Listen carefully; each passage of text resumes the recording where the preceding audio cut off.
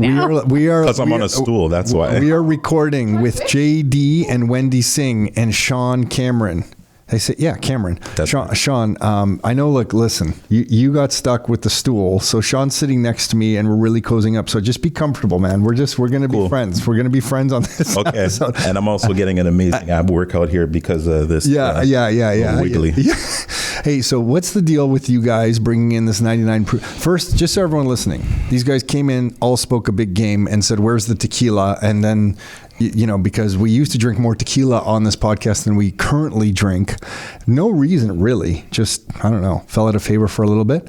And JD puts down this 99 proof alcohol in these little bottles in the middle of the table. So I figure you're just about to get ripped on this podcast. And then Shawn comes into the kitchen around the corner where Wendy's getting a nice coffee and says, hey, where's the tequila? You guys drink tequila. So I bring out the tequila. I start pouring shots and these guys cut the shot I poured in half and are having half each, and I get stuck with the full shot. Do you want to swap? No, I'm good. Yeah. No, I'm good. So I'm just curious, like, these bottles in front of you, what's the story? You want me to tell the story? Please.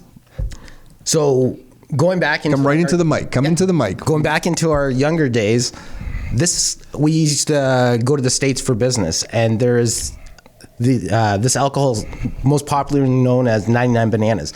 50% alcohol, 99 proof. It's like a banana liqueur. It's like candy. So we'd come back in our 20s. Candy that just knocks you on your ass? Mm-hmm. Exactly. We'd come back, and you know how you buy booze in the States and it's in a paper bag? We'd come to parties and people would just go nuts because you could.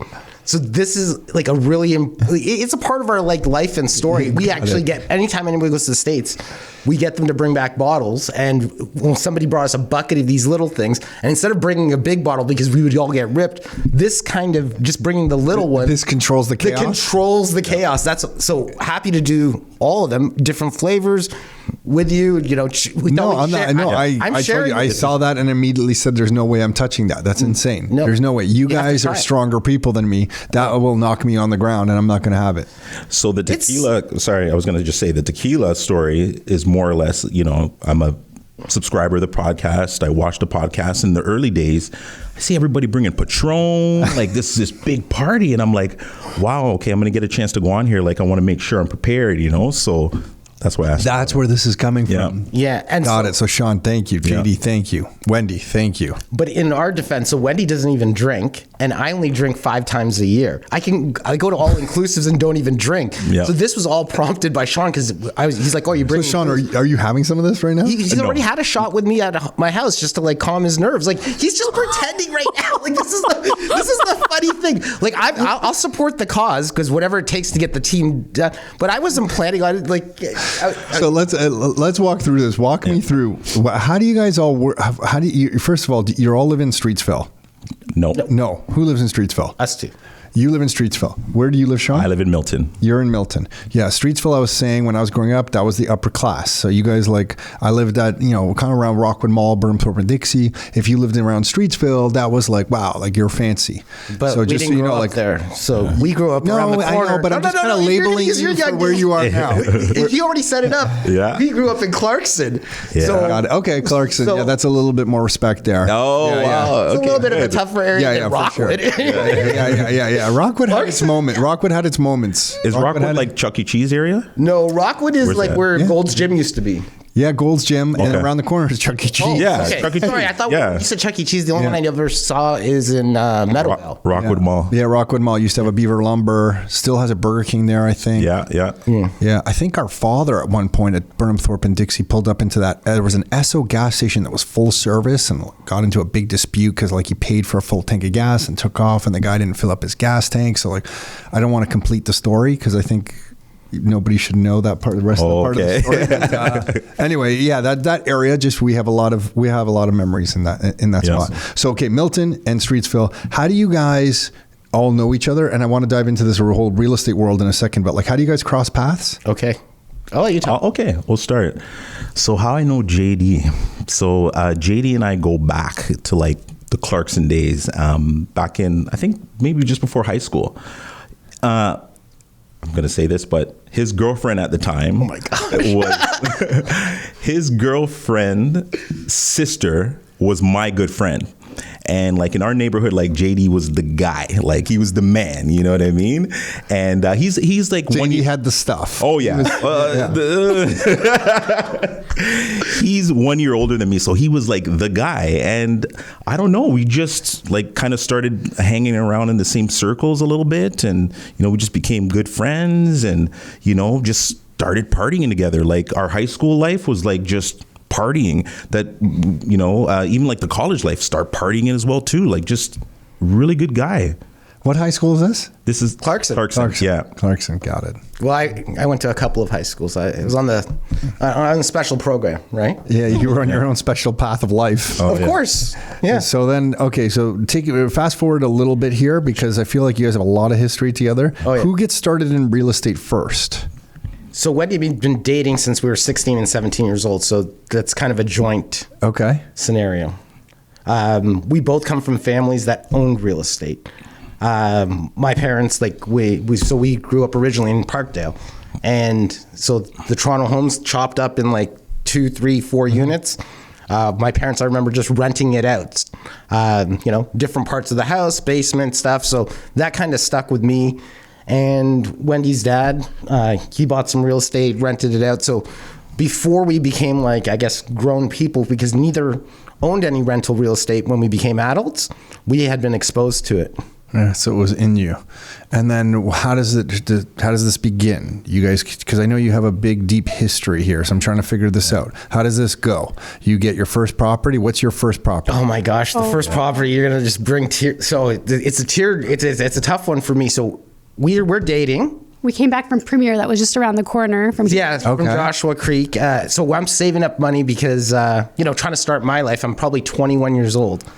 And my mom has a house in Clarkson, and we come home, Wendy and me, from the gym, and there's Can you do me a favor, put your fist down? I want to get your face on the camera here. And there we go. There's a notice on our door, like from the sheriff, you got 5 days to leave.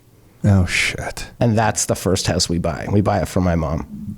Oh, gosh. Yep. Holy shit. You know what? How were you able to buy it from your mom? Because I'd been saving. So the house was like $180,000, and I think at that point, 21, I had like 15 G's in my bank account that I was saving to get married to Wendy, buy her the ring, all that stuff, and I'm just like planning my life, and boom, and it took all the money we had, and I think we had to get a line of credit for $5,000 because one of the conditions was that we had to get the roof done. So this all happened from back taxes. How old were you there? 21 years old. And Wendy, you were on board with this, or you were? Well, it was my money. Yeah, JD actually bought it in savings. Okay. He was working full time. But you didn't push back on this whole idea. No, he was going to lose his house. Yeah. His mom would have no place to live. He'd have no place to live. Yeah. I was still living at home with my parents. At 21. Yeah. Wow. But as bad as it sounds, these are the great experiences. Sure. Because after that, I had to hunt for my food. There was no turning back. Like there was no more backstop or. Yeah, it's funny. Life kind of comes at you quick. You go from like you're a kid, you come home, you sleep, there's food around, to holy shit, I gotta buy my house from my mom so we have a place to live, and now I need to hustle.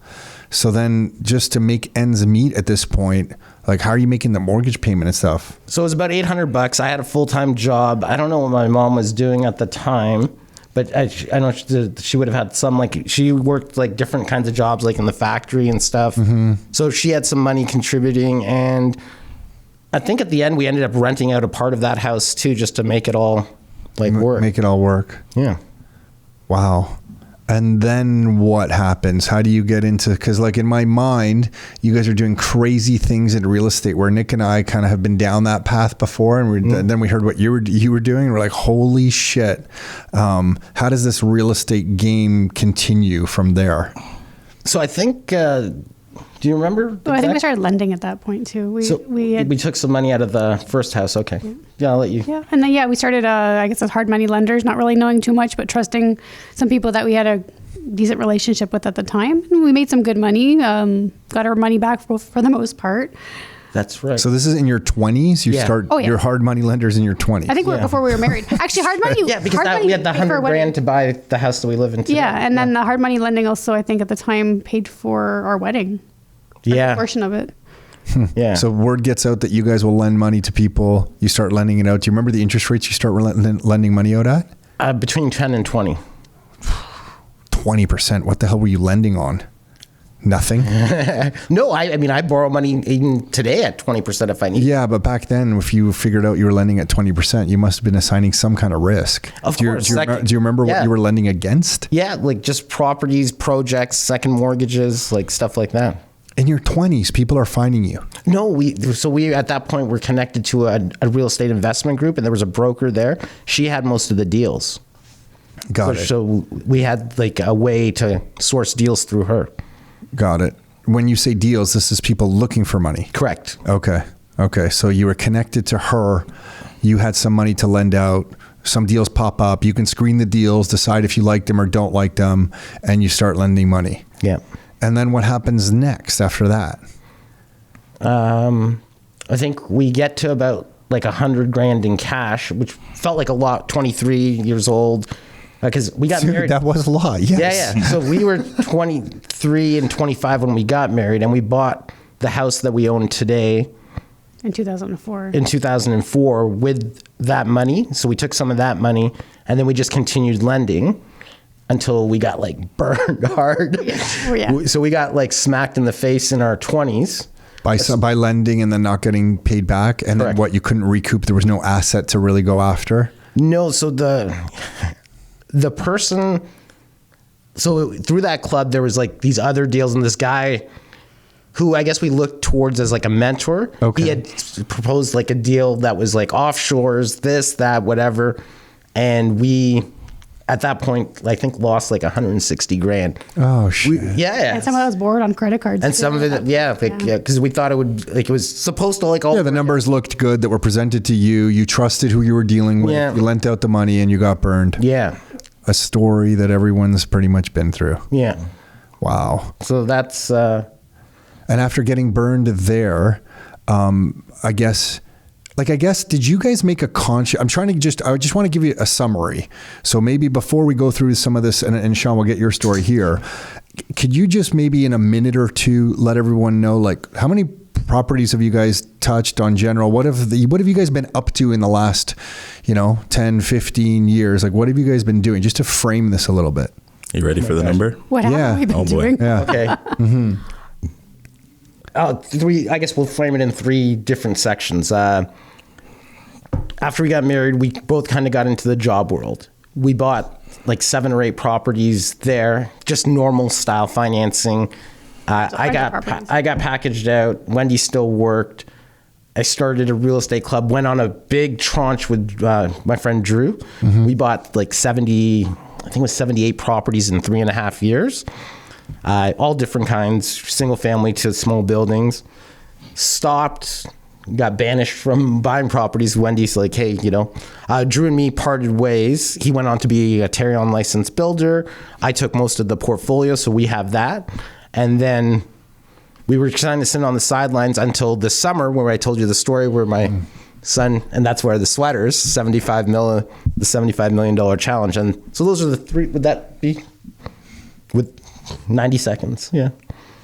I like how you just brush over 78 properties that you picked up and just like kind of brush over that, but you survived. No. I don't need to, like, I'm just trying to respect that. Like, I can expand for hours, right? We can, if you want it granular, I can give it to you granular. I was just trying to, you asked for something. I said 1, 2, 3.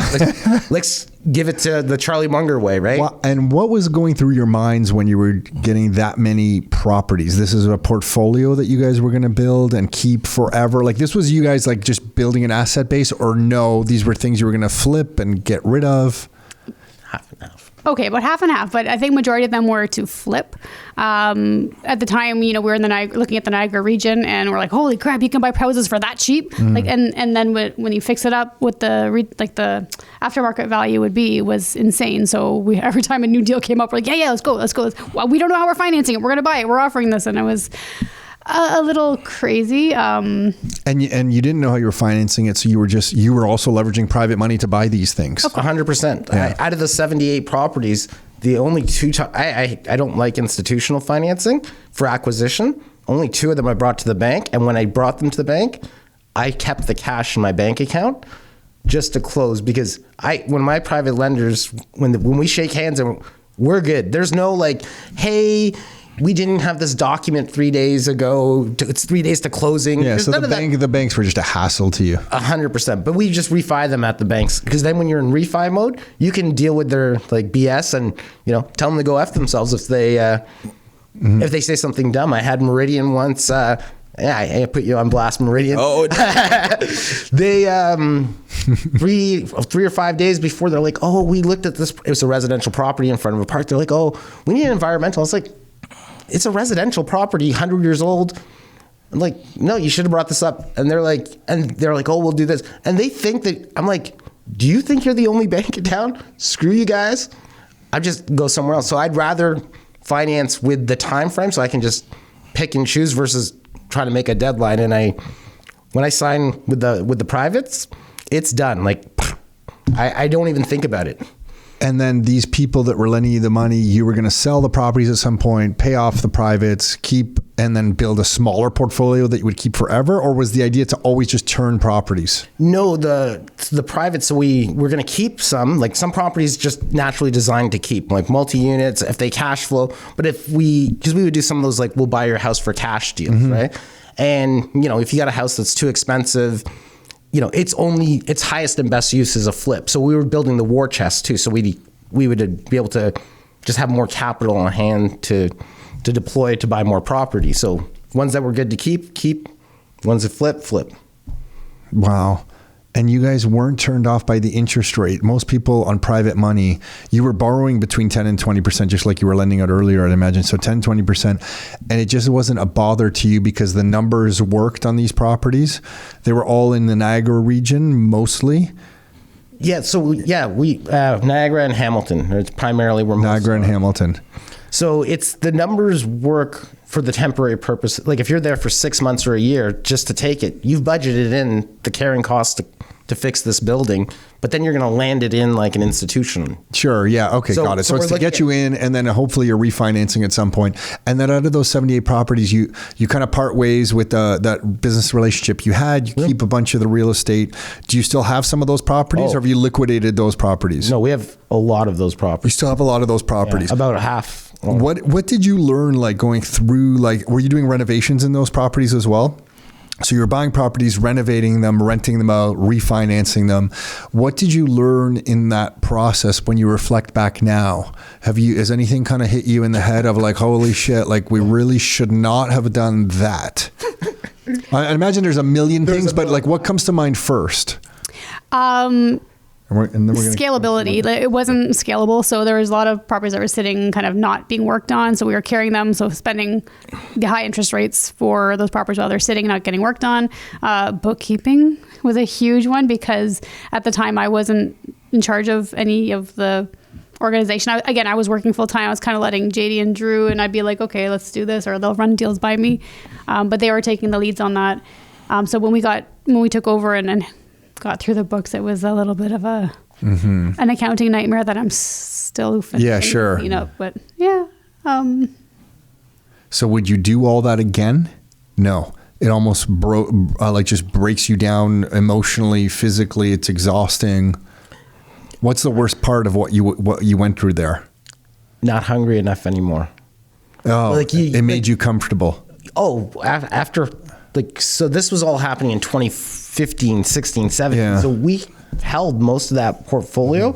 So it's done well through that time. And so, yeah, we've had some you can't manufacture the hunger, right? Like it's, the only thing right now that's actually come close to is the challenge that my 9-year-old put up against me. Yeah, we'll talk about that. Yeah, but it's really hard to, at that point, you're doing it because this is your shot at getting to a certain point. But once you're sort of there, are you willing to do the same thing again? It's almost like being naive was worth it because you're like, you don't know what you're getting into buying that many properties. I'm just laughing because the amount of work that is, the property management, the renovations, the bookkeeping, the taxes, the cash flow management, like that's a shit fest. It is. but it was the best option. Yeah, no. Yeah, When for you're us. when you're bootstrapping yourself up, no, it's a great option. I just mean being naive to what's about to hit you in the face is the best way. Because if you knew what was coming your way, you would never do it. Was there a moment where you? No, we would have done it then because the reward. It's like, I guess you change your, like at different points of your life, you see things differently. So there's a point in time where you're trying to max every footprint, and then when you get to a certain place in life, like you don't need to max LTV. You don't. So once it was all established, you don't want to even risk it all. Yeah. Because before you had nothing to lose. Exactly. Perfect. Yeah. Now you have stuff to lose. Exactly. It's funny how life works. Yeah. So you see things at different stages of life. You know, you throw kids into that mix and, future. It's just rare to see somebody go to that many properties on private money. Like, that's not a common path. In the real estate world, it definitely happens. I just mean we've come across a lot of investors, and it's not a very common path to go down. I'm not saying that's like, I'm just kudos to you. Like, you just said, screw it. Like, we're going to do it. And you just did it. Yeah. Well, we see the difference. I think we like private money, so we bought a building. You're comfortable with it. You the way you talk about private money, you're very comfortable. Oh, yeah, because like I guess another way of looking at it is when I'm sitting on my dock up north, and I'm going, hey, I'm not thinking about 2016. I paid 18 points. I'm like, oh my gosh, is my life real? Like, is this like none of that? Like, you don't. Why? Where are you? Where are you when you're sitting on that dock up north? Where? What part?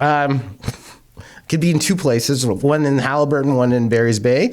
But when I'm sitting there, I'm not. So one nice vacation place wasn't enough for you guys, eh? No. Yeah. No, there's a story to everything, right? So Wendy and I bought the place in Halliburton when we were like, I was gonna say little, but it's probably been like 13, 14 years, and we bought it for like 100 and some odd grand. Somebody in our network wanted to sell their cottage, and it was in Barry's Bay, but our oldest son didn't travel well, and this one was like kind of like a cottage that she really liked, and so, but it was 3.5 hours, so we're like, no, we're gonna pass on it. And one of my business partners put a second mortgage on that home, and she still wanted to sell. And then when he was at our cottage in Halliburton, he was saying, hey, I want to buy that, and then she was like, that's the cottage she wanted.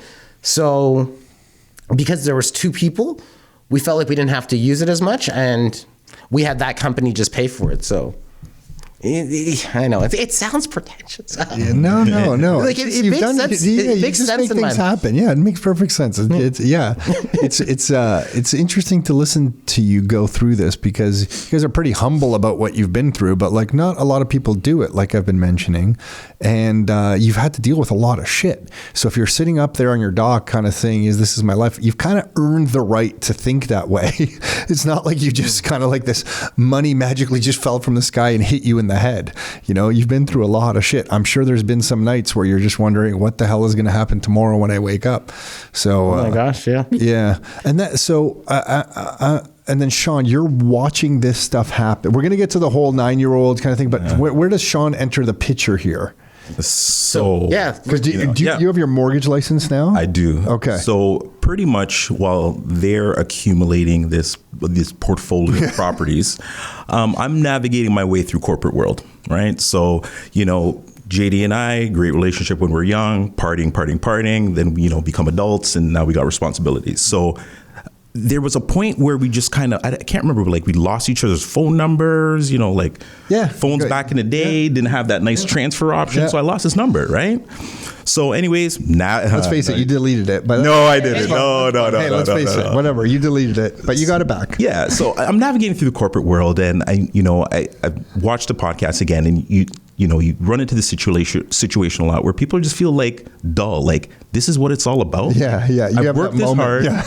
This is what it's all about. This is my life. Yeah. And I was just like, something's wrong. This is like my late 30s. This is happening. Oh, really? Cheers. While I'm talking. Cheers. Eh? Cheers. Okay. Cheers. So, late 30s, going through these moments of like, man, this can't be life. And funny enough, my neighbor, who happens to be a Rockstar member as well, that Andre Hart. Oh, wow. Outside, our kids are playing. Like, he's my next door neighbor, like directly lives in front of me. Andre's a great dude. Oh, yeah. Great dude. So, our kids are playing, and he goes to me like, hey, man, would you want to come to this Rockstar real estate event with me? Oh, shit. And I mean, I have nothing to lose. So I'm like, sure, man, it, beats this corporate stuff, right? Maybe I'll learn something. So, I go to an event. I go to one of our bigger events, or like an introductory class? No, it's not an introductory class. Okay. It's like a year. It was one of our events. Oh, but back in the day, it was a little smaller. A little smaller. So going to this event, I had 2 rules. I'm like, okay, this shit's got to be real, because, I don't want to be sold anything. Yeah. And so I get up, go to this event Saturday morning, and, I'm just listening to your story, and I'm like, man, I can relate to that. Like, I'm looking around the room and I'm seeing people like very humble, but, like I'm relating to a lot of these things. I was like, okay, I like this, but, I still haven't really passed the real test yet. So during one of the breaks, actually, I go to the bathroom and I see your brother, right? Because he was also, on stage. I see your brother and I'm like, let's see how this is going to go, because, you do the guy thing, you go to the bathroom, you don't really talk too much. You just go do your thing and you're done. And I saw him and he said, hey, what's up? And I said, what's up? And that was it. And I was like, these guys are real dudes, man. They said, what's up, So anyways, long story short, all that did was, just get me starting to think about, okay, this is how I can change my life, and you used to go up there all the time and say, hey, does anybody own any real estate properties, right? And, everybody would put up their hand and I didn't put up my hand yet. I'm like, crap, I got to get one, but I didn't quite know the means. So again, navigating through corporate world, everything is sucking, but I'm going to the Rockstar events. They instilled some hope in me now. I'm at one of the events. I see JD. I'm like, oh boy. Shit. I'm like, and this is during like the talking session, this is not during the break. I'm just serving the room and I see Wendy first and I wrote context on. Yeah. So, okay, maybe side story, JD, we call JD Jigga. Okay, not there. Okay. Yeah. So, growing up where we grew up, we have a lot of, like things that we're passionate about, and we happen to be passionate about music, right? And Jay-Z happens to be our favorite artist. And like, we can recite like probably every lyric that he's ever, rapped about in his album, and not just recite it, but live it and like, like relay it in real life. Resonance. You know what I mean? Yeah. So I'm looking around the room, and then our eyes lock, and I'm like, is that JD? And he looks at me and he starts smiling and he puts up like the rock sign to let me know it's him officially. But up in the sky. So I'm like, wait, he leans back on his chair. Yeah. Looks at you and throws it up. Yeah. So now I'm like, oh my gosh, this is Mike. And I'm with Andre. I saw this happen. I wish I saw this happen. Oh, I'm with Andre, and Andre's like, yo, what's up, man? I'm like, this is my friend that I haven't seen in the last 5 years. Like, I saw you. We did a birthday party together. Like, our kids, I think I went to Jaden's birthday. Yeah, I think that was the last time we saw each other, and then, life happened, right? So anyways, bumping into JD again, like, oh my gosh, yo, hey, what are you up to now? And, I'm looking for my way out. I'm trying to find, kind of what's going on in my life. I'm taking this mortgage agent course. And the only reason why I started to take the course now, going back to, going to the real estate events, I started going to the classes now. So after the first event, I signed up and I started doing all the classes. So one of the first classes, it was Nick, and I was doing the class, and he's like, hey, if anybody's interested, we're having this open house in Brantford. I think Mike DeZormo. Mm-hmm. He's like, yeah, having this open house in Brantford, and if anybody's interested in learning, come see me, right? And this was Saturday. Yeah, we did those as like educational tours. Yeah. So I'm like, I'm in. Because I'm just like, I have nothing to lose, right? So I happen to be the only one that went. So it's just me and Mike sitting around. Oh, wow. And he's like just giving me all this game. Like, this is what you do. This is how you do it. And I'm still very corporate, right? And in corporate, you don't share those kind of secrets. No. Like, you don't give that up, right? No. And I'm just like, okay, well, the guy on stage, you talked about his corporate life, like, I can relate to that. The guy, Nick, I saw in the bathroom. He said, what's up? Now, like, this guy's just giving me all this free game, So I'm like, all right, this is something that I need to do. And as I would talk to more and more members, I started to realize that everybody kind of had this issue with financing. Like, they would say, oh, financing and going to the bank. And I'm like, that seems so weird. Like, y'all are rich. Like, you have all these apps that are producing all this money, like in my brain, you're loaded. Why would the bank be giving you problems? So that's when I took it upon myself to like, hey, listen, I got to give value back because I'm getting all this free game from all these members. Mark happened to be my coach at the time. Mark Greenwich. No way. Oh my gosh, this guy. I guess I forgot that. The patience. Mark's the nicest guy. Oh God. The patience. Mark might be one of the nicest humans alive. So he's showing me how to look at properties. I'm sitting there flushing the toilet and doing all this stupid stuff. He's like, hey, maybe you want to look at this. Maybe you want to look at that. You know what I mean? Like, so he's giving in his me all Mark this game. way. Very politely. So politely. He's not like saying, hey, Shawn, get out here. Yeah, come on, man. Like, what are you looking at all this stupid stuff for? You know, you're not buying your house. Like, this is a rental property, you know? So long story short, you know, I just wanted to find a way to give value back, right? Because there was this thing that you used to mention, like, you know, you got to lead with value, lead with value, lead with value. So that was in my brain to do. And so that's why I got my mortgage agent license, because I wanted to bring something back. So get my mortgage agent license now. And that's when I see JD, right? I think I was still like maybe just finishing up the course, right? And I'm like, okay, I got my mortgage agent. Did you give the rock symbol back to him when he gave you that symbol? No, I'm going to let you tell that whole story. I'm just wondering, like, if I was there and I saw JD put that up in the air and then I saw you respond, I might like have had a moment on stage, like, what is going down right now? We're going to have a Royal Rumble happening right here. We're going to do a little side story because I'll let you take over from here. But anyways, I saw him. I'm like, okay, JD, this is my guy. You know, we talked and you want to go here? Or? No, I'll let you keep going. Yeah. Like, so we talk. Interject and give the right. Correct it. You'll correct him. You'll correct him. I'll just because he like might a true friend, like a true friend. No, he might omit some facts here because there's just there's a story. There's a story in this too. But anyway, so hey, what are you doing now? Hey, I'm buying like all these properties. This is really I didn't cool. say that. I never lead with I own anything. No, somebody was probing me. So how many properties do you own? Remember that? Because that's not how I lead. Okay, so anyways, link back up with JD. Now I'm like, okay, I need to like kind of figure out what they're doing because, they're doing a lot of, good things, right? But at the time I was trying to get in Hamilton. I was trying to like get something in Hamilton, but it just wasn't working out. So, these guys. What year is that? Oh, man. 2016? Or so? Maybe I should mention disclosure. I'm brutal with time. Yeah. No, but it sounds like it might have been around then. Okay. Yeah. So, nothing was really going on in Hamilton. Mark's helping me. Nothing's really going on in Hamilton. And I'm just like, this is garbage now. Like, I missed my time, right? But, I said JD was in the business. He was buying properties. He's like, have you heard of Welland? And I was like, what's a Welland? Yeah. What is that? Yeah, like, is that a place? For sure. Like, just drive a little further here. Port Colborne? Yeah. Where's a Port Colborne? Where are these places, right? So went, I was there and I bought my first property. Yeah, wow. Bought my first property and I was in the game. But I was in the game knowing how to finance these properties. Yeah. So that's what, linking back up with JD kind of really helped me with and taught me because I didn't really have a lot of money to do things with. So I needed to be a little bit more creative with my financing. Which is normal. It's basically like how we all start. And then it just continues where you're just always looking for equity and money and stuff. It's not like, I think that's just kind of normal for so many people that start out. Right. Actually, I'm lying. That was my second property because the first property that I bought was a pre-construction in Oshawa. Wendy helped me with. But I didn't feel like I did anything. So when you would ask that question again, you're like, hey, I just want to do a survey of the room. Did anybody, who has a rental property here?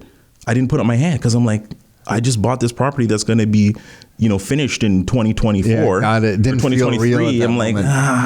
I shouldn't put up my hand yet, So it was only until I went to Welland that I was like, all right, I'm in the game. Huh. Wow, what a story from meeting Andre Hart. Yeah. Andre Hart sat right in here because he's a big Habs fan and I hate the Habs. Oh, yeah.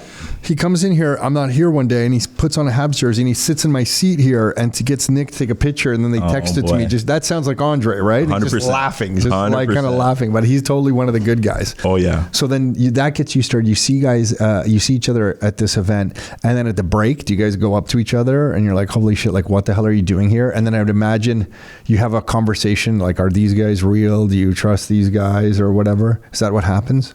No, at this point I was already all in. You already knew. I was already all in. Okay. With Tom and Nick, I was already all in. Oh, JD, for those of you listening, JD's shaking his he's doubting this. He's okay.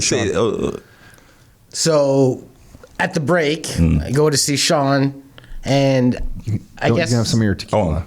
yeah, Cheers. Well, I'm already. JD, you keep going. You keep going. So I go over to talk to Shawn. I guess Andre shared maybe some stories, but Shawn's first question is like, oh, like, are you a part of this? How long you been? How many properties? I'm just like, Shawn, don't worry about it. It's all good. Like, this place is a great place. This guy's 50 properties deep already. And Rookie mistake. no, because Rookie but mistake. I can't. So a couple of things. So we go from that conversation to Shawn giving. So we swap numbers again, just so that he can call, and he calls me, and so Shawn is like one of my really good friends, and when we were younger. So he calls me, and I guess it's funny because he lives in this like corporate world, and I haven't worked a real job since I was 34 years old. I don't look. What's the night? I don't like that world. Mm-hmm. I think there's a lot of, fakeness. Yeah. Oh yeah. Yeah. Like, I just don't want to offend anybody because like you should see what everybody I say. knows. Yeah. No. Like when people make up words like in marketing and stuff, and like you go into the meetings and everybody's just trying to pretend that they're the smartest person in the room. Like I lose, and so. One of the things that, from the rock sign to like growing up together, being a really good friend, maybe, we lose. At the end of so I talked to him for an hour or something. At the end of our call, you know what he says to me? Hey, is it okay if I call you sometime? Yeah. I was like, what? He had a lot of respect for you. No. A lot of respect. No, he thought I was like one of these corporate shills that like, because he went out to tell me, he's like, oh, you're at a different level now. I don't know if you're going to mess with. I was like, what? Yeah. Like, I was so insulted. I will not. And that's why he said, I'll let you tell the story, because I would not let that go, because it bothered me so much that he thought I was one of these people. You had moved on from that world and you were looking to make real relationships, and him asking you that made it seem like this is just a superficial corporate relationship. So you hated it because you love him. Yeah. Yes. This is like my boy from like when we were like, we grew up together. He was at my wedding. You were basically like, fuck you. Never ask me that again. Exactly. I get it. So, I was like, Shawn, how fucking dare you? I know. Thank you. Somebody else. I know. How dare you? It was a point of time, a point of my life where I was really low. I was a corporate job, and I hear about this every day. Time I good talk story between friends. Every time. And so when he in was so many different ways, like crying, mad, like every different flushed in the pool. Yes. You know what I used to do to him when so when he still had a job, and I would call him from my pool and I'd be like, hey. And he's like, I'm like, I got an important question to ask you. And he's like, dude, I got to go to a meeting. Yeah. I'm like, okay, hold on. It's really, really important. I'm like, I'm outside. The temperature's 33 degrees. I need to know, should I dive in the pool? Should I just crawl? Or should I just use and I'm just like, dude, the only thing that's missing is you hanging out here, cracking open a bottle of 99 bananas with me. So we're going to get to that in 1 second, but you at 34, you said you were in the corporate world, JD, till 34? Yeah. So what was the, what was the moment where you decided to leave? Was it I got financial? Packaged. No, I got packaged. Oh, sorry, you got packaged. Yeah, you mentioned that. Yeah, you got packaged out. Yeah. Got it.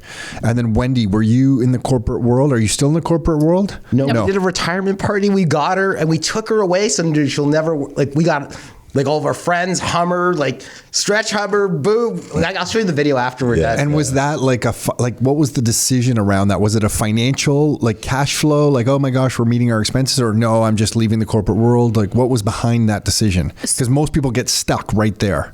Okay, so I worked in long-term care. So we started the pandemic, and just the situation, it was I felt like I needed to be there to help the team go. And then once kind of everything was stabilized, JD's like, it was probably about 8 months before I was going to actually retire. It was a conversation between JD and I. He's like, no, you're done at the end of the year. That's it. They had you long enough. And so I gave enough notice. And so obviously you had the financial means where this was going to allow you to make that decision. Yeah. Because she stayed because she's super loyal. This is the same person. This person was like another father to her almost. She was there from when she was 20, right out of school. She got in school, in university. Yeah, in university. They hired me right out of university. And she was going to leave when he was going to exit and sell it was a long-term care facility, privately owned. So we already had the date, but then COVID hit, and the sale didn't happen. The sale didn't happen. Because of COVID, it was delayed. And that was my exit. So when he was securing that kind of agreement, I said, well, don't secure my job, because one of the things he wanted to make sure everyone continued to keep their job. I'm like, well, don't. This is, an opportunity for me to leave on good terms, like, and not like leave anybody stranded. So, don't secure my job. That's my exit. But that's right. I forgot the pandemic happened and that everything got delayed. And then do you think JD would have left his job at 34 if he didn't get packaged out? No. You would have hung on for a while? He was corporate. It was a blessing in disguise. And it was one of those things where we were fortunate enough to not have him rush back into any corporate job. It's like, let's take a step back. Let's see what you want to do. And oh my gosh, that's a whole other story of that whole time. Were the finances like tight there for a while, or were you able to support yourself without that corporate job? Yeah, so we got a good package, but we also had 8 houses, and to be honest, the last few houses that we had bought were like super cash flow houses, like almost like a paycheck after tax. So it wasn't too bad. What were they back then? What kind of houses were those? 4plexes, duplexes. You can buy something in St. Catharines, $200,000. We were cash flowing like $1,800, right? I remember when people would make fun of us in Hamilton for buying properties. And then it was like, I'll never forget when we first started discovering St. Catharines, and JP Gulbis on our team lived in St. Catharines. And he was like, oh shit, the secret's out, and we're like, wait a second, you knew about these numbers out in St. Catharines, Yeah. So that was crazy. Okay. So you were picking up those things. So the cash flow allowed you to make some choices. And it was working. It was actually Wendy working was like the safety net. Good support. Well, because I worked in the telco industry, so for one of the 3 telcos, and when I got packaged out, I had offers for more money from the other ones, and and she cried and said, I'm not letting these people take, because that world was like 80 hours, go trains at some time. I mean, I started in retail, I spent most of my time there, but there was points where you're just like... What was the role that you were doing when you left? I was managing multiple stores at that point. Got it. So it was like... And it was 80-hour weeks? It kind of feels like that. Like, even when you go downtown... So it was never turned off? It was never turned off. And she's just like... Because it happened in October. She's like, just have one Christmas with us. Like, don't do anything. Like, crying. Like, this is not worth, So... I credit a lot. You saw him kind of deteriorating in a relationship and life? No, we just never saw him. Like, so it's just as simple as that. So I'm like, he was like, he'd leave like early in the morning, come back late. Some days, I don't know, we couldn't plan anything. Then he'd be like, well, I only have this amount of days off. Like, time was so it was such a factor in everything. So Wendy, that's pretty amazing that you were able to kind of speak like that at that age and your relationship. And well, when people ask, like, how do you get to be like where you are, you got to have someone that believes, like, for sure. What I always think of Wendy is Wendy never saw me as the person I was. Even when we were in our 20s, she would always look at the person that I was going to be. Like, I used to think in my 20s, like, hey, I got like 2 cars, I got this great house. And I would compare myself against my peers.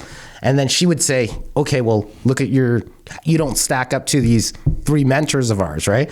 And these 3 mentors, they were all in their 50s and 60s, and, one of them made like 18 grand a month at that time. The other one was like a 500, and one guy was making 100 grand a month. And she's like, you're not like there yet. So even when I was 25, she used to know that I was going to be this other person. And so it's beautiful when someone believes in you more than you believe in yourself at the time. Because even what I couldn't see, we wouldn't be here if we didn't have her.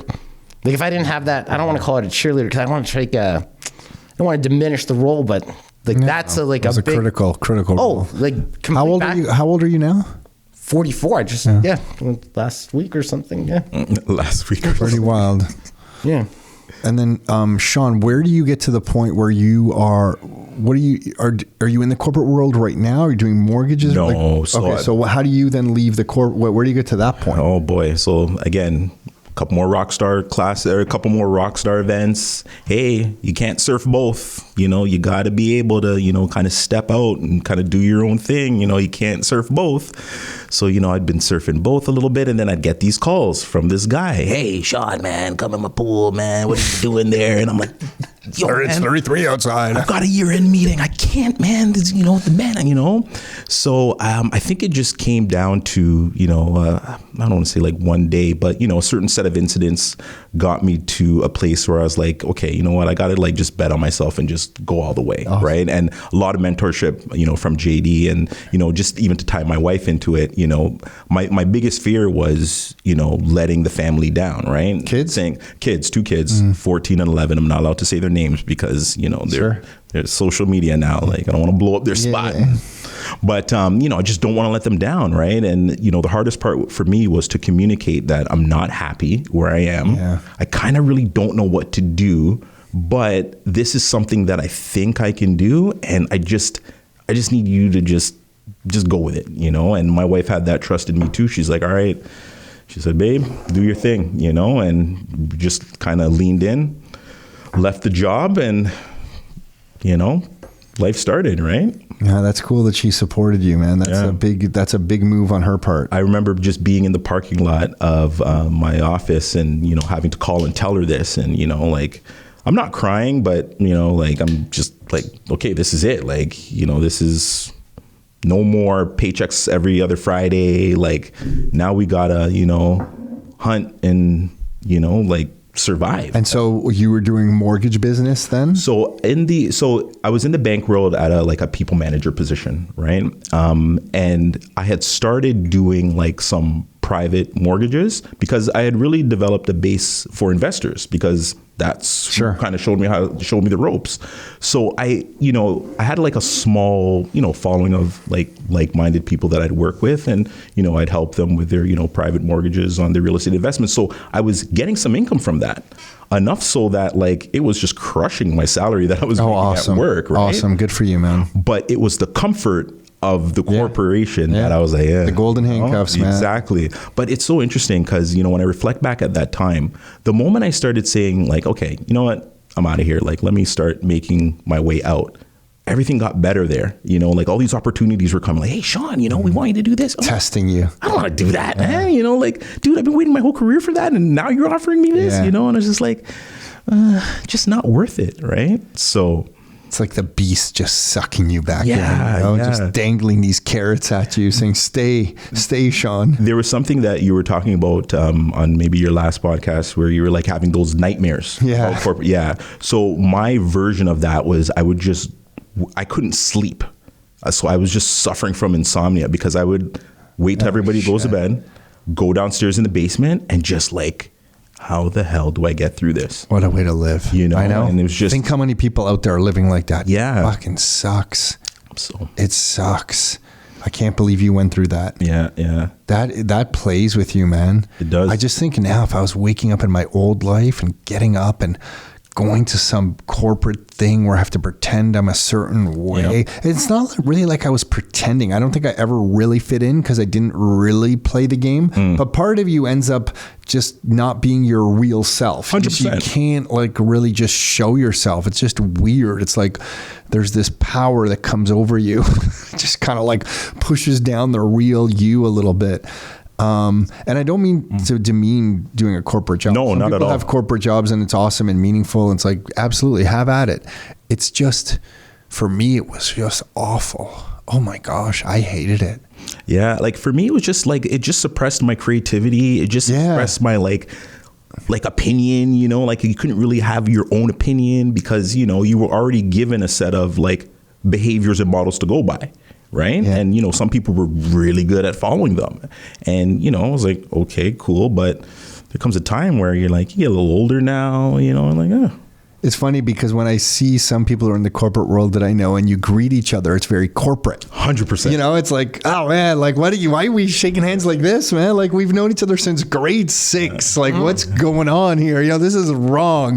And then they look at you like, what's happening with you? Like wearing a t-shirt and some Nikes. Like lost your mind now? Yeah. Like what's going on with you? They can't figure it out because you don't fit into a mold. 100%. And it's so weird. It's almost like you're not being real, So I always just kind of jab at them a little bit, like, Totally. what's going on with you? You know. But you meet someone else like yourselves who are doing your own thing, and I just find it so much. It's just so real when you meet each other because you can just be you. I don't know. Someone listening to this probably gonna think we're crazy, I know. But that's just how I feel anyway. I just feel like since I've started doing this stuff, I don't know, there's still problems. It's not like everything's perfect. There's like all kinds of shit you got to deal with, but I don't know. It's just your own shit and you work through it and you kind of reap what you sow. It's just a little bit more rewarding.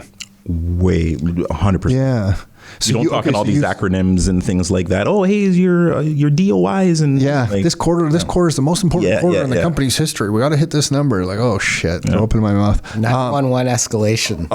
Like, how many of those can you have in a day? Oh my god, I never got that before. That was a term, 911 escalation. Yeah, like people will be like, we're escalating this, like 911 or like just words to like describe like, things with urgency. Holy shit. Okay, so Shawn, then you leave, and then how long ago was that? We're working on about 7 years now. Oh, congrats, 7 years. man. Yeah. 7 Congratulations, years free. Shawn. Yeah, thank you. Okay, so you leave, and then, JD, I'm not going to say you, Wendy, but JD obviously just gets lazy. Yeah. JD just sitting around doing nothing. And then the 9-year-old, this is your 9-year-old. I'm joking for anyone listening. I don't think he got lazy, but I like to frame it that way. I just feel it's a better story. You would say that. You're just sitting around. Yeah. JD, what happens? It's your 9-year-old that says something to you? This is recent. This is recent. Yeah. This is July in the summer. We didn't do much this year. Like it's, business was slow. So you were just kind of enjoying the world. The slowness. Yeah. And COVID was just insane for everybody. Like we were so busy. Like everybody was just hair on fire, man, just holding on for dear life. And so Shawn's at my house. We're drinking in the pool. The bananas are going. Here, let's see what cheers to the banana. No, I'm not having you gotta banana. try. I can't. I have to do something after this. No, absolutely not. No, you got to try one sip. I'm going to take a sip. See, this is what happens. I know. I can see. You were saying right. You were saying he's the problem. Right. He's not the problem, JD. You're the problem. No, I'm the finisher. Yeah. I'm the one that gets it done. I can see the relationship you guys have. Yeah, you guys have had some great weekends together. I can clearly tell. Oh, yeah. And so we're drinking in my pool, and it's July. And it's not too bad. It's not too bad. 50% alcohol, 99 proof. You're drinking in your pool. Keep going. You're drinking in your pool. And I guess the topic of what we're gonna do and so I say to my kid. 1 second. Maybe the pool we use as a place to brainstorm and kind of think about ideas, plans, business, cool. right? Okay. So it's not just like a random, hey, we're swimming together. It's a little bit of that. Yeah, but that's where we go and we hey, we have our music that we play and it's just all right, let's start it going. I think we all know about what music you're playing. That's very clear. Oh no. Oh shit. All right. Yeah. Sorry. And the topic gets to what are you guys gonna do? And I'm maybe I'll buy 1 to 3 bills. This is your 9-year-old son? Well, my 9-year-old's there and 13. So they're not drinking. They're not. Yeah. Okay. Clear. Wendy, watch these guys. Watch these guys. Yeah. And I say I'll probably buy just 1 to 3 buildings a year and get to $75 million and in total assets. In just total or monthly cash flow. I didn't know which number you were saying. Total assets. And the 13-year-old says, how long will that take? And I respond, well, I was thinking about 20 years. Most normal people would think that was a good amount of time. Hey, you're going to be 75 million. You're probably the top 1% of it. No. He looks at me disgusted, like this disgusted face. And I was like, okay. And my 9-year-old pipes in and goes, I thought you were going to do it in 20 months. I thought you were going to say 20 months. Shit. So, anything worth doing is worth, bringing the shotgun effect to. And I was just like, hey, you know what? Challenge accepted, right? Wendy's we start making rules. She can't be stressed out. And so we start. Can I just pause the story real quick? Yeah. So what you're not realizing here is we're in a pool drinking, having fun. And all of a sudden this is this big challenge is getting serious. And I'm looking at JD. I'm like, you serious about this? And he's he just starts going into this mode. I got to figure this out. And I'm like, okay, hey, whoa, wait, what's going on here? I thought we were just having a drink, we're brainstorming, but now we're doing this. Oh shit. Accepted. Okay, let's go. Yeah. And I some context too is because it was a slow year, I've been like, I tried these like super hard cleanses. I even like moved 20,000 pounds of like stone. My friends were like, why did you do this? Like to build up our shoreline. And they're like, why wouldn't you just hire this? I was like, I just wanted to like, I was in this like kind of getting ready for something. And then, when it came to real estate.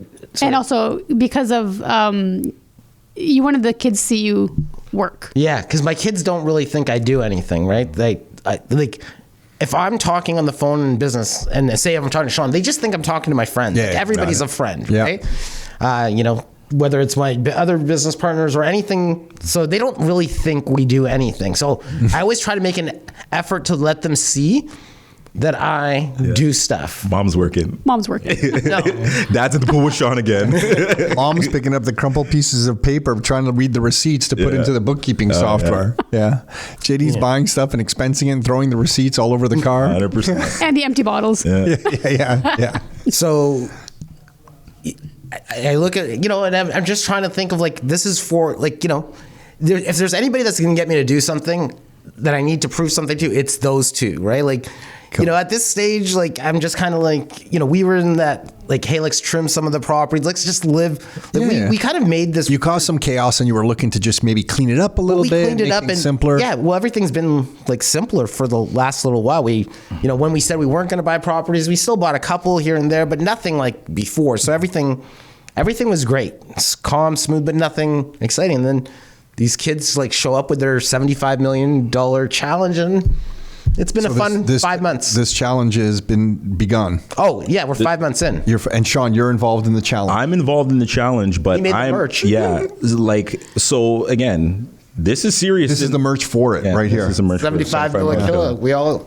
Yeah. Yeah, you're all wearing it. JD, you're not wearing yours. Because it's so hot in Yeah, here. got it. Yeah. So like after the pool, I'm like, okay, this is serious, So like I go home and it's like, hey babe, we're gonna be trying to make 75 million. Like this is the new plan. Like she's like, I just thought you were over at JD's house, and I'm like, yeah, but that's what we talked about. So that's what we got to do. And one of the ways that I kind of try to keep going. Trigger a camera. Yeah, one of the ways I try to kind of get the goals to be real is like like embody it with everything I wear, write it down in places. And, I kind of left with, hey, let me just, let me kind of make this real. I see how, JD's treating this. I got to make it real. So, just came up with a little design real quick and was like, all right, if we're going to do this, let's go all the way. And so 5 months in, what is this? What stage are you in? Looking at assets, acquiring things? Where are you? Okay.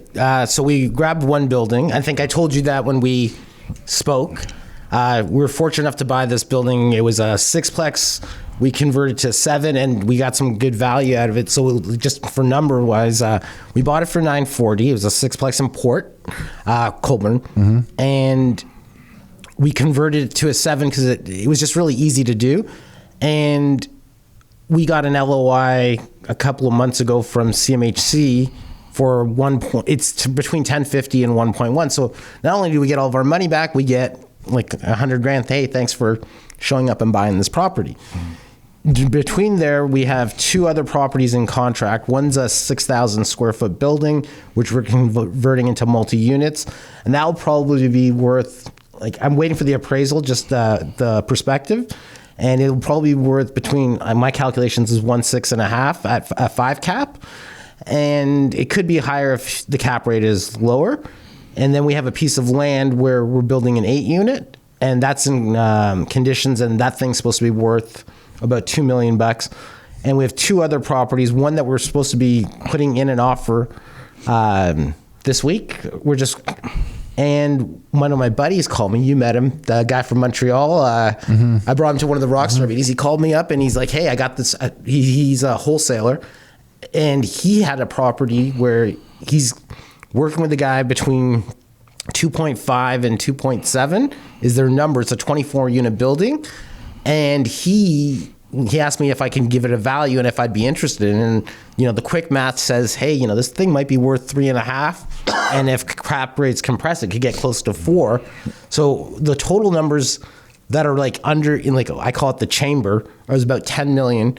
And then we have this other building that we're kind of doing some due diligence around that with some renovations and stuff could be worth $10 million. So we're, I'd say we were 10 in the chamber that look really promising, and then there's another 10. The Aplex that you're building that one? Correct. That's not too much, because the other stuff seems like a little bit easier than just straight up building a new property. That one you're fine with? You have a team that you are comfortable with? Yeah, so I think the guys that I brought to our last Rockstar event, they were in the construction business and builders, and they came to the last Rockstar and they got signed up. They're going to be the ones building it. They have that crazy SIP panel technology. Yeah. And I'll shout them out, Smart Scale and Sunrise Construction. And they will be the builders on that one. And we'll probably do like some form of JV.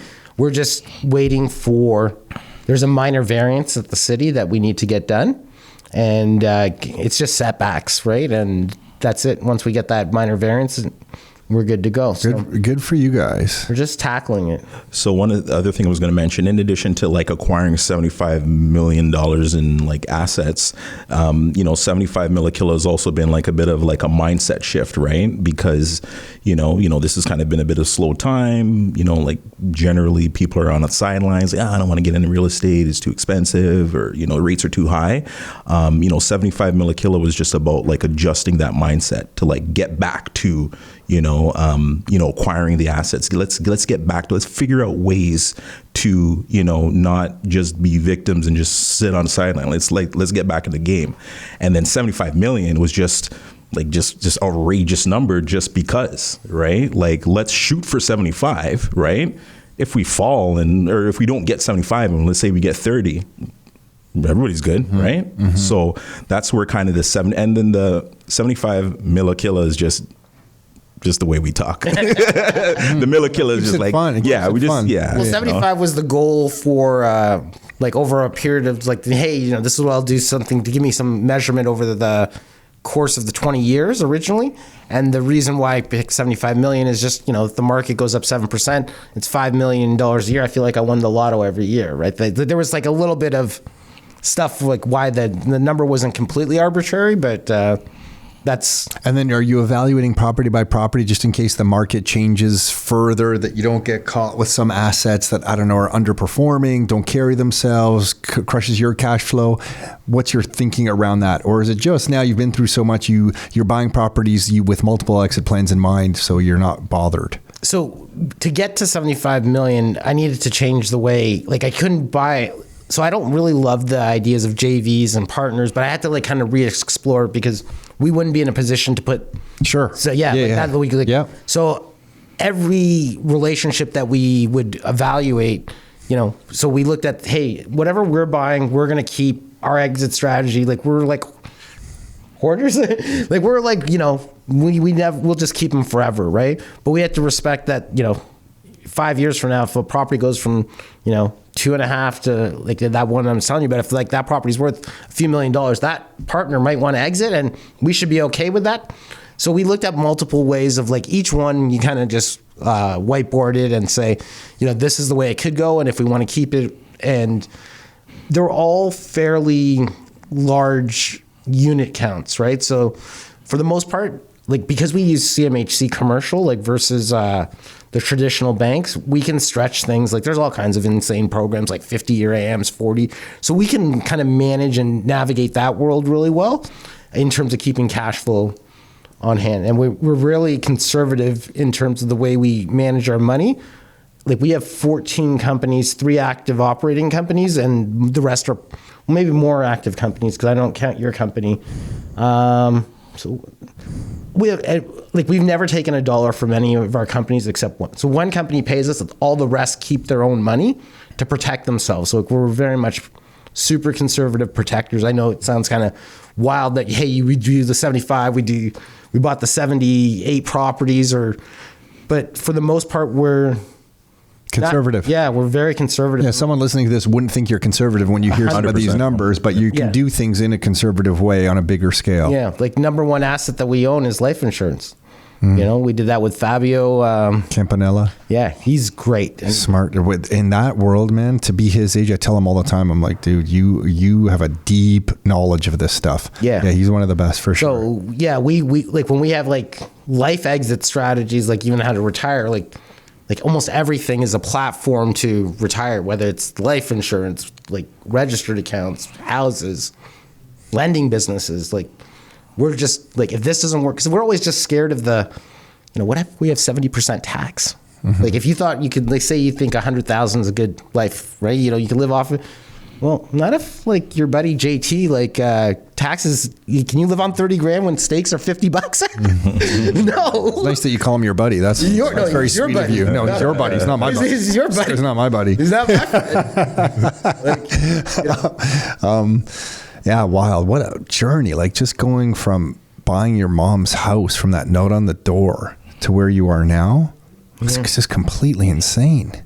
Yeah. But it can't be any other way. Like you have to go through, like when I study, like, cause people that like go through, like do things, it almost feels like they all had like shit or struggles, right? Like I don't know anybody that just, hey, my life was perfect. Like even somebody who came from means, they have some kind of challenge in their life that's there's the odd person who comes from a comfortable upbringing that you're like, wow, I'm surprised to hear that, but it's rare. It's so rare.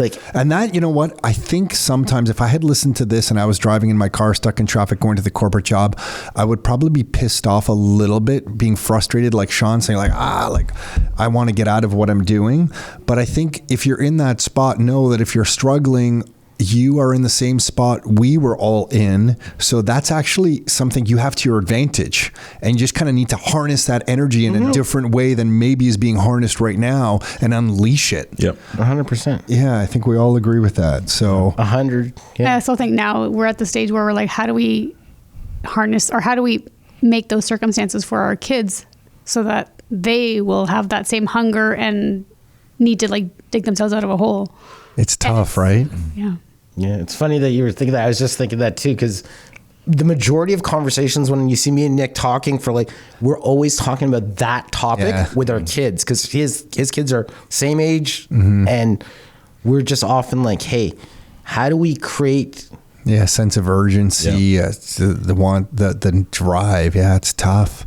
Haven't figured that one out. Some of it's just watching, I think it's every kids are different. I can see it's different, it's tough because if you think one way, then you can hear information that sounds like there was a podcast I was listening to that if you're too successful, you could also it can be negative for your children because they have to live up to an expectation that they can't. Like just imagine, if you said, hey, I'm going to send my son over to come work with you, I'd be like, hey, no problem, because I know you. And I'd be like, hey, Tom's the greatest, good guy. Yeah, it's unreasonable expectations. These expectations are like already there. And so I'm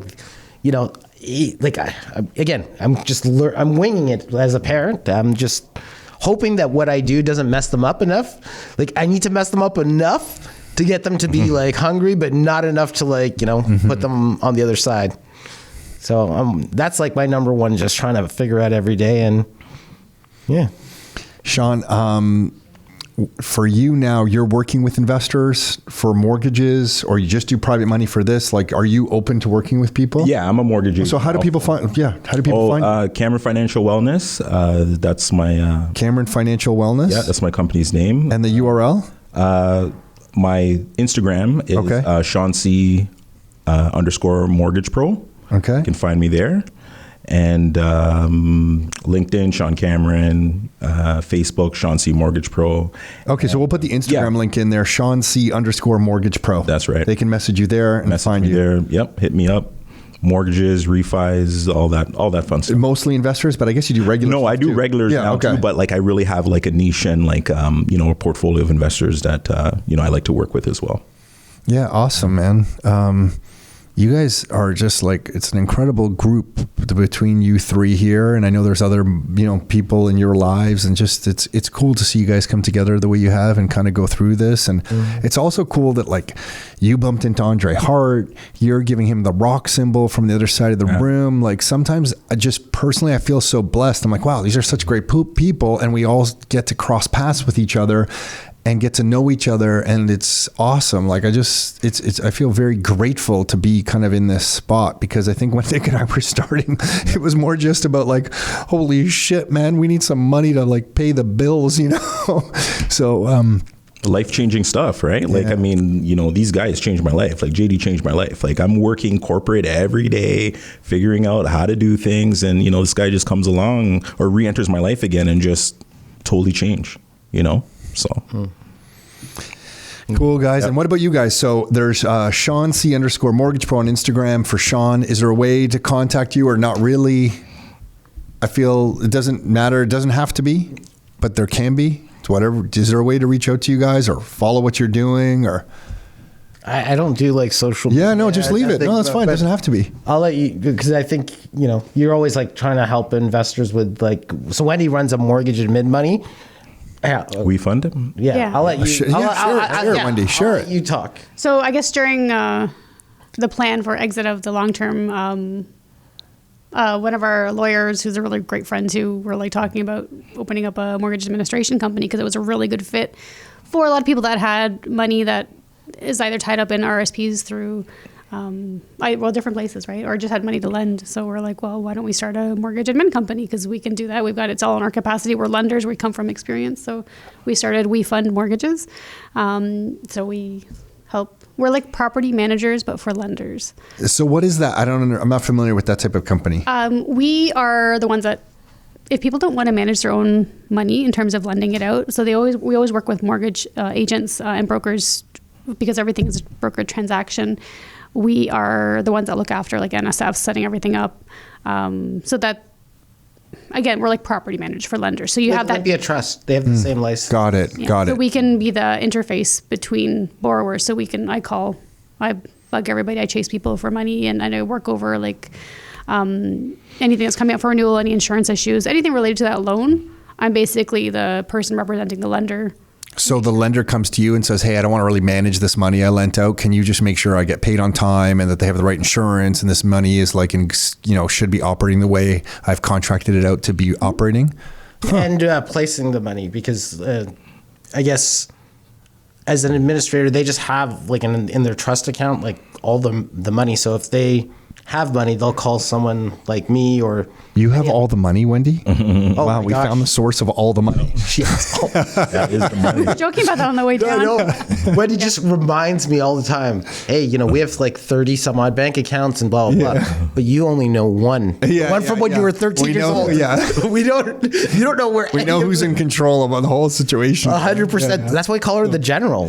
So if someone wants to reach out to you for this, where would they go? They can go to our website, wefundmtgs.com, or email info@wefundmtgs.com. Yeah. Awesome. Or is it .ca? It's really bad. I don't know that. Yeah. I can get you the right People will find you. If it bounces back on one, you send another email. We'll find. There you go. Yeah. We're not the San Francisco company. There's one, apparently, We Fund Mortgages in San Francisco. Okay. We're Ontario. Got it. Well, hey, everyone, thank you so much. I mean, Shawn, thank you for sharing the story the way you have. JD, thank you for sharing this journey. Wendy, thanks for sharing everything that you have. I just fascinated by you guys, and it's going to be interesting to see you over the next 10 years. I know the next 15 months. Was it 20 months? We got 5 months left, man. No, we're 5 months in. And You're 5 months in on a 20-month goal? Oh, yeah, 20-month challenge. So, yeah, and it's going to be really interesting to see you guys in 15 months, but it's also going to be really interesting to see you in the next 5, 10, 15, and 20 years. Yeah. Because the trajectory you're on, you're going to be able to impact a lot of people. So, 100%. Very cool. Thank you. Thank you. Thank you for doing this. Yeah. Totally, really appreciate it. Thank you very much. Thank you. I appreciate it. Thank you. It's a big responsibility, and we love you guys. So, and we've known you guys for a long time too. So, it's not you're too kind for you to walk in and hang out with Rockstar and be Rockstar members and support us. Sometimes Nick and I are thinking like, these guys kind of know it all. What are they doing hanging around with us and stuff? I can't say that because I get some great one, you don't get good just to be friends and know each other. Like, people of integrity expect to be believed until they're, and let time prove them right. And we always talk about in the industry, there's not like that many great people. Yeah, it's a pretty wild industry. Every Right? industry's And- like that, by the way. Every industry, Of course. when you peel it back, is like that. Of course, but we've known you guys for we were probably like getting close to 15 years, and so Wild. we from Real Estate Renegade. Yeah. Remember that name? Yes. So Income for life, the real estate renegades. Oh, and my then God. we think of like good people, and steel sharpens steel, or and we get lots of good mental sharpening when we come into Rockstar events, and Yep. it's good energy. You just And you're real. Yeah, thank the you. real Real thing. test. The real test, yeah. like Real test. Thank you. Yeah. So Cool, guys. We'll have to bring you back. Yeah. We'll bring you back and get updates at your leisure whenever you would like. Open invitation to bring you back and see what you guys are up to. Cool? Cool. Wendy, were you about to say something? I was about to say, just make sure you have nothing afterwards so that you can actually join them with their 99. Yeah. No, I'm tapping out. Thanks, boy. guys. Thank you. Thank you. Hey, thanks for tuning in. You can find every new episode of the Your Life, Your Term show on all the major streaming platforms. So Spotify, iTunes, Google Play. And if you'd like to get free copies of some of the books that we've put together, like these right here, or some of the reports that we've put together, like these right here, you can find all of those at www.rockstarinnercircle.com. That's www.rockstarinnercircle.com. That's it for now. Until next time, your life, your terms.